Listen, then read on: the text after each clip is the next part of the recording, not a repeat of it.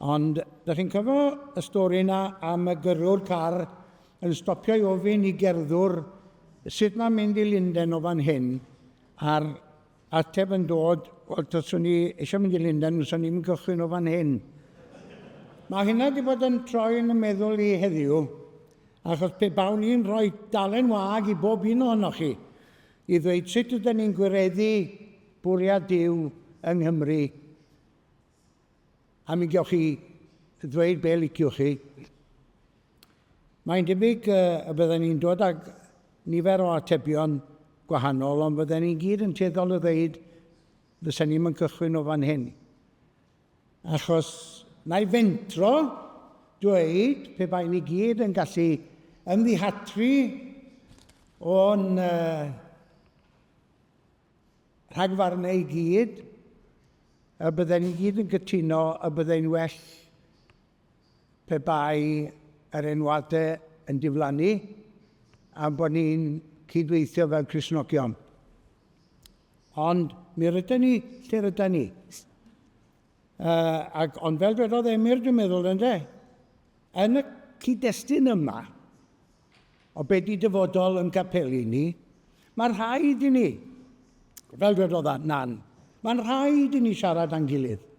Mae'n rhaid i'r enwadau, y cam nesaf felly, ar ôl y gynhadledd fuddiol yma, ydy bod yr enwadau i gyd yn trafod be fedrwn ni wneud yn fwy strategol gyda'n gilydd. Achos, oherwydd yn brwdfrydedd dros achos Crist, mi ddaru ni godi gormod o gapeli. Roedden nhw rioed yn llawn i gyd yr un pryd. Ac mae'n debyg bod rhyw bregethwr crwydrol fel fi sy'n cael mynd i le gwahanol bob dydd Sul, yn gweld y sefyllfa, efallai'n gliriach na gweinidogion, ynde. Da ni'n gweld y sefyllfa yn ei noethni creulon. A da ni'n gweld capeli yn straffaglu ac yn colli'r frwydr. A da ni gyd yn gwybod am capeli sydd wedi cael, nid am bod yna ddim aelodau ar ôl, ond am bod nhw'n methu cynnal y drefn, am bod yr adeilad wedi mynd yn ormod o faes. Fel da ni wedi clywed, am bod y problemau ymarferol yn llethu i ffydd nhw. Ac mae hynny'n sefyllfa drist iawn, mae'n rhaid i ni ganfod ateb i'r broblem yma. Ac os ga i hefyd newid y stori rhyw chydig, achos un reswm pam da ni yma heddiw, ydy bod ni yng Nghymru yng nghanol argyfwng tai difrifol iawn. A'r symptom amlyca o'r argyfwng tai ydy methiant pobl, yn enwedig pobl ifanc, i brynu tai yn ei cynefin. Ac yma yna drafodaeth hir ers blynyddoedd ar y pwnc yma. Dwi wedi bod mewn sawl cynhadledd a sawl cyfarfod. Dwi wedi gwneud sawl cyfweliad ar teledu a radio, a mae'r drafodaeth yn dal i fynd ymlaen, ond dydy ddim yn symud yn ei blaen. Ddim yn symud yn ei blaen am nad oes na weithredu cytun yn digwydd.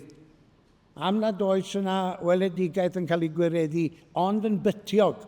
Mae yna welliannau, mae yna bethau'n digwydd, ond mae rhaid i ni gael cydweithredu gyda'n gilydd. Nid un ateb syml sydd i argyfwng tai Cymru. Mae rai bobl yn dweud, codwch mwy o dai. Dyna'r ateb amlwg. Ond dydy codi mwy o dai yn ddoi hun ddim yn mynd i ateb argyfwng yn tai ni. Mae Cymdeithas yr Iaith yn dweud ysbrynyddoedd mae deddfeiddod i'r ateb, a dwi'n teddu'n gytuno. Pe bai ni'n cael deddf, bydden mwy na lai yn dweud mae'r llywodraeth leol sydd yn rheoli'r farchnad dau, mi allai hynny ddatrys y broblem, ond dyn ni ddim yn mynd i weld o am y dyfodol rhagweladwy. Felly mae rhaid ni wneud be fedrwn ni o dan y gyfundrefn a dan y gyfundrefn gyfreithiol bresennol. Mae rhaid ni wneud beth sy'n bosib i wella'r sefyllfa. Ond yn sicr mae rhaid i ni symud o lle dyn ni rwan. Wrth gwrs, dyn ni'n talu'r pris hefyd am yn bod ni'n wlad mor fendigedig o hyfryd. yn denu twristiaid yma wrth y miloedd. A phobl yn dod yma i ymddeol. A phobl yn dod yma i brynu tai ha a tai penwythnos. Ac yn yr ardaloedd mwyaf poblogaidd i dwristiaid, mae nifer fawr o dau yn cael ei gosod naill ai yn breifat neu fel Airbnb. Mae yna ddwy ochr i'r stori yno hefyd, does? Oherwydd estegawdau y mae gosod tai ymwelwyr wedi bod yn rhan o economi y Gymru Weledig. Ac mae yna lawer iawn o Gymru Cymraeg, yn dal i fyw ar yr hyn maen nhw'n gallu ennill drwy osod i tŷ i ymwelwyr yn yr haf. Ond oherwydd prinder tai cymdeithasol, yr un dyn ni'n galw'n dau cymdeithasol, yn enwedig ers dyfodiad o'r hawl i brynu, diolch i yr enwog Margaret Thatcher, yr hawl i brynu, oedd yn swnio'n beth da iawn doedd. Ond mae hynny wedi hamddifadu ni o lawer iawn o'n tai cymdeithasol. Mae mwy a mwy o bobl, yn enwedig yr ifanc, yn methu cystadlu am gartre. Ac mae hynny'n sefyllfa y greulon o anheg. Be di'r ateb? Wel, i ddechrau mae rhaid ni newid agwedd yn cymdeithas ni tuag at di fel adeilad. Nid i weld o fel buddsoddiad, ond i weld o fel cartref. Mae hwnna'n newid sylfaenol. Dyn ni gyd wedi clywed y newyddion yn dweud, mae prisiau tai yng Nghymru wedi codi, newyddion da. Mae cyfartaledd pris tŷ yng Nghymru wedi codi yn ystod y mis diwetha. Ond dydy o'n newyddion da. A sydd bobl fel ni sydd yn berchen ar dau gysuron hunain, sy'n ni'n cael mwy o bres am hwn, sy'n ni'n gwerthu. Ond nid dyna di'r pwynt, ag e. Dyw e ddim yn newyddion da bod prisiau tai yn codi ac yn codi, oherwydd mae yna fwy a mwy o bobl yn mynd i fethu fforddio prynu i cartref cyntaf. Codi mwy o dau cymdeithasol yn sicr yn rhan o'r ateb, ond mae'n rhaid cael blaenoriaeth i'r galw lleol.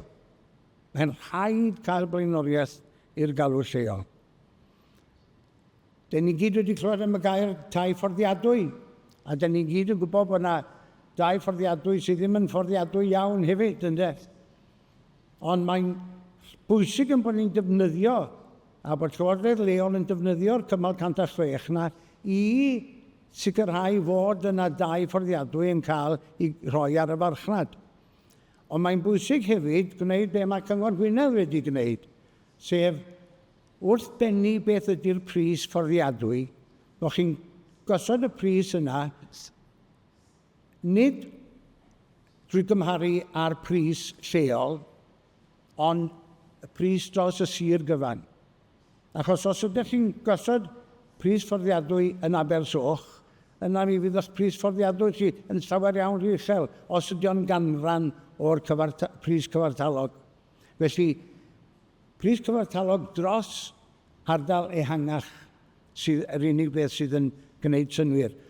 Ond mae rhaid ni gyfadde hefyd bod yna ragfar yn erbyn tai fforddiadwy. Llawer iawn o bobl sy'n berchen ar ei tai yn dweud, dyn ni'n eisiau tai fforddiadwy yn agos i'n tŷ ni, tynnu pris yn tŷ ni lawr, dyn ni'n eisiau rhyw Gary Dyms yn byw. Mae yna ragfar yn efo'n gymdeithas sy'n gallu bod yn hyll iawn ac yn anheg iawn. Ond mae'n rhaid i ni dderbyn bod yn bwysig i ni ddarparu ar gyfer y rhai sydd yn chwilio am dau cymdeithasol, nid yw prynu'n unig. A dyma'r peth arall sydd angen i newid, ynddo. Symud y stigma yma sy'n perthyn i rhentu tai. Mewn rhai gwledydd fel Ffrainc, mae'r rhentu yn cael ei dderbyn fel y ffordd i berchnogi tŷ. Felly mae'n bwysig yn bod ni'n argyhoeddi'n pobl ifanc na'n dios am byd o'i le mewn rhentu. Ond mae rhaid rheoli'r rhentu. Mae'n rhaid rheoli'r rhentu. Neu mi fydd y buddsoddiadau tai sy'n cael ei dalu gan yn llywodraeth ni, neu pa lywodraeth bynnag, yn mynd i ddwylo'r landlordiaid yn y pen draw. Mae'n rhaid rheoli'r rhentu fel yn nyddiau'r swyddog rhentu teg ys alw.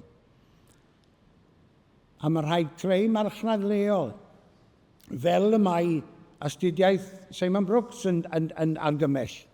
Ac mae'r llywodraeth i dy gwelai yn hwyrfrydig iawn i derbyn yr argymellion hynny sydd yn yr adroddiad a wnawd yn canolbwyntio ar yr angen lleol ac ar y gymuned leol. A mae rhaid i ni ofalu wrth darparu tai newydd yn bod ni'n darparu amrywiaeth o dai ar gyfer henoed, ar gyfer yr ifanc, ar gyfer fflatiau. Hynny yw, mae rhaid cael amrywiaeth nid gadael i'r datblygwyr benderfynu pa fath o dai fydde'n rhoi mwy o elw iddyn nhw. A gyda llaw, mi ddylai'r cyfryngau beidio a siarad gyda estate agents pan fyddan nhw'n trafod cwestiwn tai, achos mae'r gwerthwr tai bob amser yn mynd i fod yn erbyn unrhyw beth sydd yn rheoli pris y tŷ, y farchnad. Achos bod gwerthwr tai yn gwneud i arian allan o godi prisiau ac o werthu am y pris uchel. Ac i ddod nôl at cadw, a dyn ni'n gweld i colli nhw'n ofnadwy bore yma, pnaw yma, neu beth bynnag di. Ac yr unig bles gyda i cadw ydy mae'n bwysig eich bod chi'n fwy hyblyg. Unrhyw un sy'n sôn am gofrestru adeiladau sy'n werth i cadw, does na ddim pwrpas cofrestru adeilad a'i wneud i'n amosib i'w adnewyddu a gadael iddo fo ddisgyn yn ddarna. Hynny yw, mae rhaid bod yn llawer mwy hyblyg.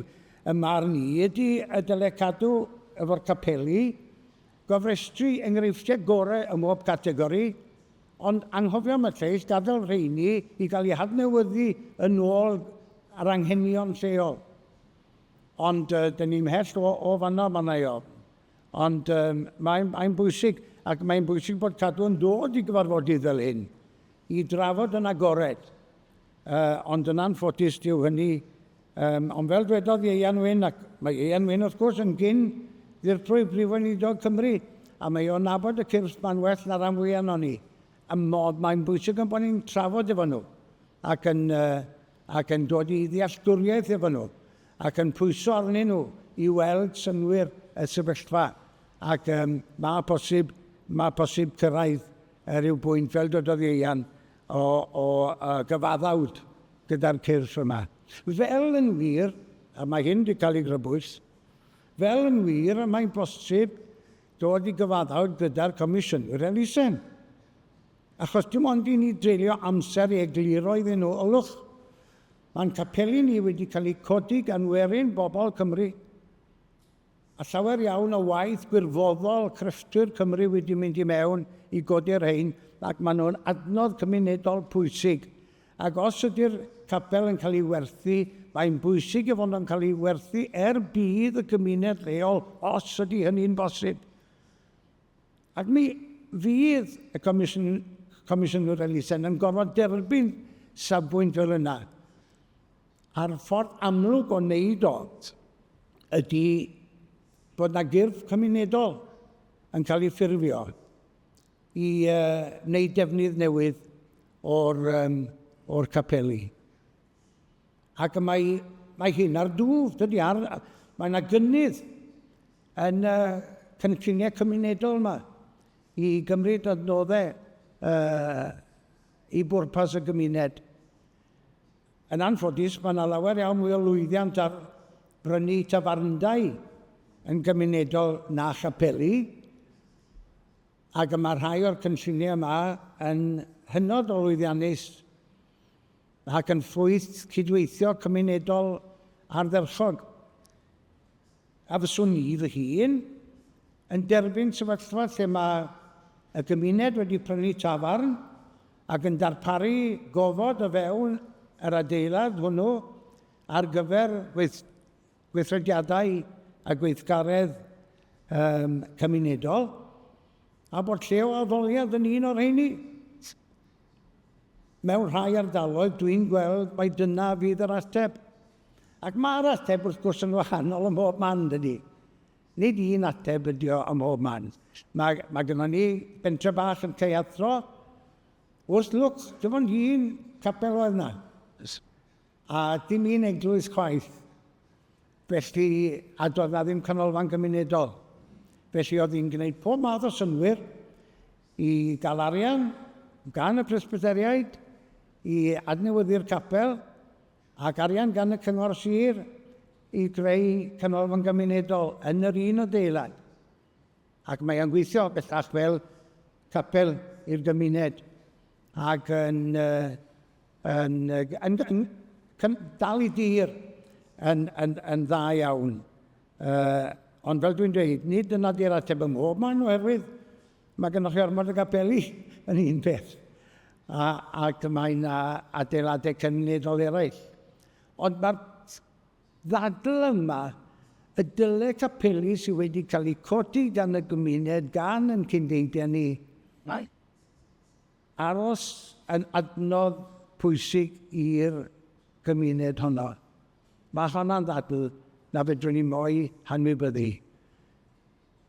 Bydd yna rai capeli yn gorfod cael ei gwerthu ar y farchnad agored. Ac da ni wedi gweld rhai yn cael ei adnewyddu yn ardderchog fel tai neu fel adeiladau eraill. Ond da ni wedi gweld gormod ohonyn nhw yn disgyn yn ddarna ac yn hagru yr ardaloedd. Felly mae rhaid i ni ddod at atebion.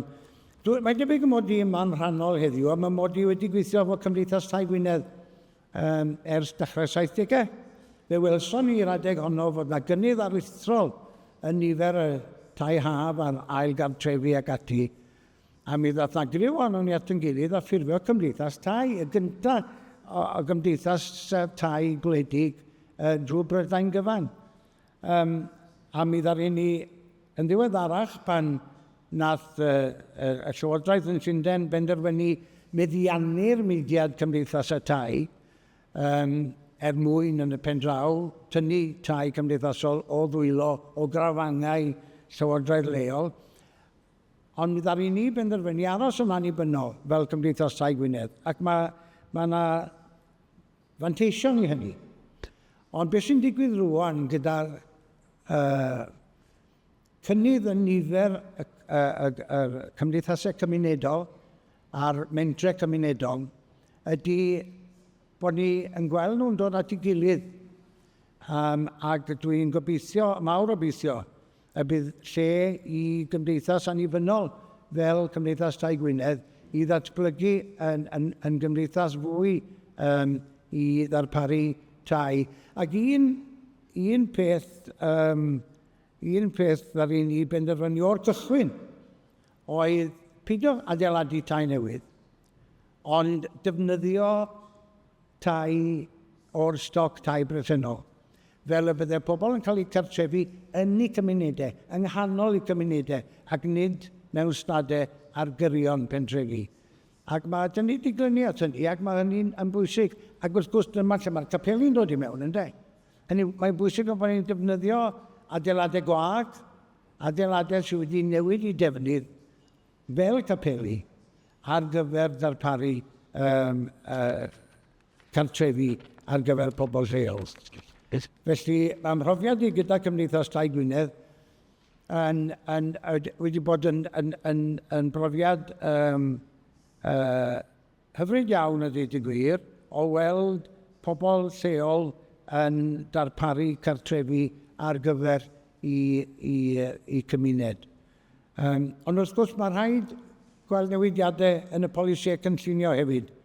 Ac mae rhaid canol Cyngor Gwynedd yn y ffordd yma nhw wedi symud ymlaen i weld enghraifft y modd o godi trethi ychwanegol ar ail gartrefi a defnyddio'r refeniw ychwanegol na i ddarparu tai y cymdeithasol ar gyfer pobl leol. Ac hefyd newid polisi cynllunio fel bod angen caniatâd i newid cartre barhaol yn ail gartre neu lety gwyliau. Mae'r newidiadau mae i gyd yn cydweithio gyda'i gilydd. Ond efallai mae'r arwydd mwyaf calonogol y dyddiau hyn ydy y modd y mae yna fentre cymunedol yn cydweithio gyda'i gilydd i ateb rhai o broblemau'n cymdeithas ni. A dyna lle dwi'n gweld y gynhadledd heddiw yn ffitio i mewn a deud y gwir. Yn bod ni yn medru defnyddio'r awydd yma i weithio fel cymunedau, a'r mentrau cymunedol i weithio gyda'i gilydd i wneud sicrhau bod yna ddefnydd buddiol i'r gymuned yn cael ei wneud o'r adeiladau y capeli neu'r tir. Weithiau y mae dileu adeilad, hen adeilad yn haws na'i addasio. Ond at ei gilydd, mae rhaid ni edrych ar bob posibilrwydd. Yn anffodus iawn, wrth gwrs, mor bell mae adeiladwaith yn y cwestiwn, mae llawer iawn o'n capeli ni yn rhai anodd i'w haddasu, ac mae honno hefyd yn ychwanegu at y broblem. Ond dwi'n dod nôl at hyn i gloi, felly, i ni fel Cristnogion, pobl sy'n bwysig yna. Pobl sy'n bwysig, a mi ddylen ni fod yn cyfrannu tuag at y gwaith o wneud bywyd pobl yn well. Safon byw pawb yn ddiwahân yn cymunedau ni yn well. Ac os nad oes gan Gristnogion dyletswydd i wneud hynny, wel, fe da ni da. Ac felly, dwi'n meddwl bod yn rhaid i ni weithio i'r cyfeiriad yma.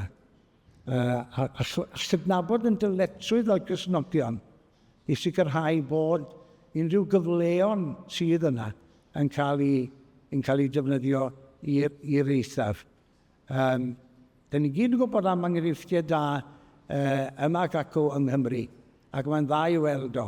Ond mae'n hen bryd yn bod ni'n tynnu hyn at ei gilydd a'r enwadau yn cydweithio fel yn bod ni'n gallu, yn ystod y blynyddoedd nesaf yma, sy'n mynd i fod yn blynyddoedd anodd, a bod yna gynifer o gapeli eto yn mynd i gau.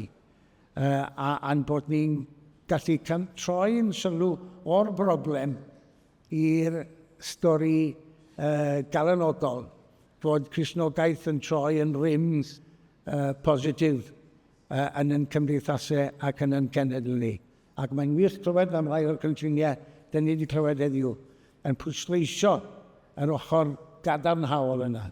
O'n i'n ofni pan o'n i'n dod yma, dweud y gwir, sy'n ni'n cael siop siarad, ond a'r peth cyntaf ddod na'n wrthau pan nes i fewn oedd mae'n bwysig yn bod ni'n rhoi pwyslais ar y gweithredu, a dyna da ni wedi gael. Dwi'n ddiolchgar iawn am hynny, yn bod ni yn gweld y posibiliadau yn gryfach na'r problemau. Felly diolch i chi am drefnu'r gynhadledd, ac mi wna i ddod i ben yn fanna, a os oes yna gwestiynau, mi wna i ngorau i o ateb. Diolch yn fawr i chi.